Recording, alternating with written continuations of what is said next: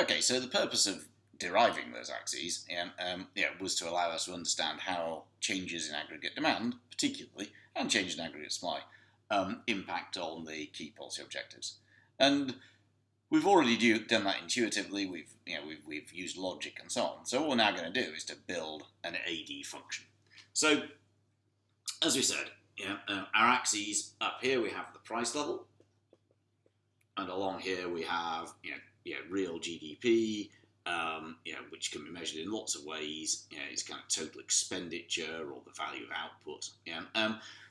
So this is in kind of trillions of pounds. That's some sort of price index like the CPI or something. What we're going to say is imagine that initially we were at point A. The aggregate demand at price level 1, aggregate demand was here at level Y1, because output will respond to demand. The question I've got for you is, well, what happens if the price level falls to PL2? What everybody's going to say is, well, AD is going to go up. So how do we show that increase in aggregate demand? So the level of total expenditure, total demand, is measured in the horizontal plane. So as with supply and demand, there are a few diagonals here. So all we're saying then is that a reduction in the price level to PL2 is likely to increase the level of actual GDP, the level of demand in the economy, from Y1 to Y2. And therefore, we end up with a function that looks like that we can call as AD. The decrease in the price level has caused an extension along aggregate demand, from point A to point B, and AD, or actual GDP or whatever, has risen from Y1 to Y2. So why is that? So what is it about a decrease in the price level that leads to an increase in aggregate demand? And there are 3 basic reasons that this could be so. Firstly, there's what's called the real balance effect. The balances in the real balance effect are, like your savings in the bank, that type of stuff.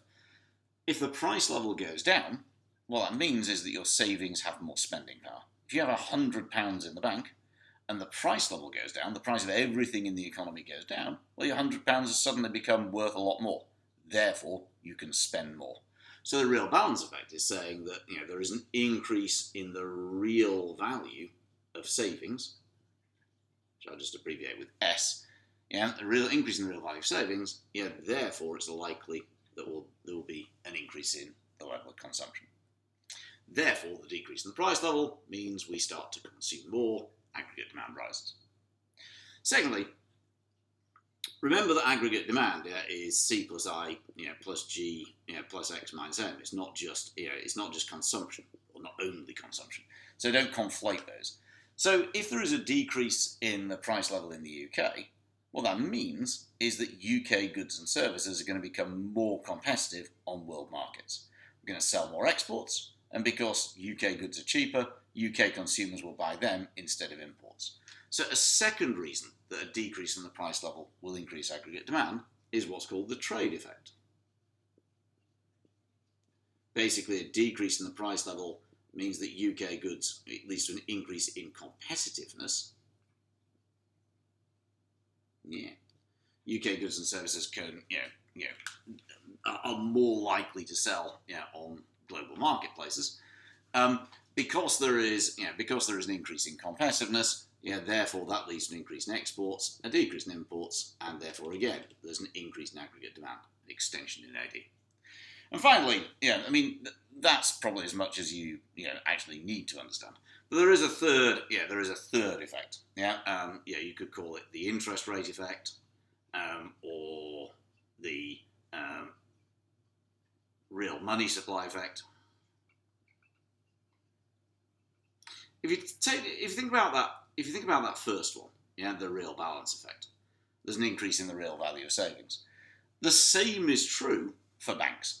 If I am a bank, banks are impacted in the same way. So if you think about that, the real value of bank deposits, the real value of money in banks is much greater than it was before. Banks have a total amount of money available to lend. Well, it's more complex than that, but anyway. Banks, let's think about it that way. Banks effectively have a total amount of money to lend. If the price level is lower, in reality they can lend more. Fine. So how are they going to lend it? What they suddenly discover is they've got more money available to lend, which they'd like to be able to lend. There's competition between banks. What's going to happen is the price of money is going to go down. What banks are going to do is they're going to decrease interest rates to be able to lend those additional funds. So therefore, and that would generally lead to an increase in consumption, increased investment. We'll look in more detail at that, when we look at monetary policy. So therefore, a decrease in the price level leads to a movement along this aggregate demand function. We get an extension, and likewise, an increase in price would then cause a contraction.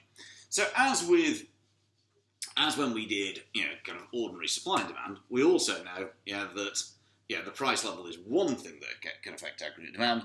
But we know that there are lots and lots of other things. So if it's not the price level that's changing, if we look at the impact of other factors, then we know from supply and demand analysis, that we're going to get a shift. Suppose there is a sudden increase in confidence in the economy, then that's going to lead to an increase in consumption and an increase in investment. So whatever the price level was, and whatever the level of demand was before, at PL1 demand was Y1, at PL2 demand was Y2, what we're now going to have is a higher level of demand at a given price level. So at PL1, demand rises to say Y3, at PL2, demand rises to say, aggregate demand rises to say Y4. So the AD function shifts from AD1 to AD2. Likewise, if, for example, the government decided that what it needed to do, so saying that causes AD1 to go to AD2. If, on the other hand, the government decided it needed to cut spending, that would immediately reduce the level of demand inside the economy. So the government decides that because it's got a big budget deficit or something, it wants to cut government spending. Well, at price level 1, there's now less spending. At price level 2, there's now less spending. Whatever the price level is, because the government has cut its expenditure, aggregate demand is lower, and therefore AD shifts to AD3. So like with supply and demand, we can get a movement along aggregate demand if the price level changes. If there's a change in anything apart from the price level, then that's going to cause aggregate demand to shift. Favourable factors cause aggregate demand to shift to the right. At a given price level, there'll be a higher level of real GDP. Unfavourable factors cause it to shift to the left. At a given price level, there'll be a lower level of real GDP.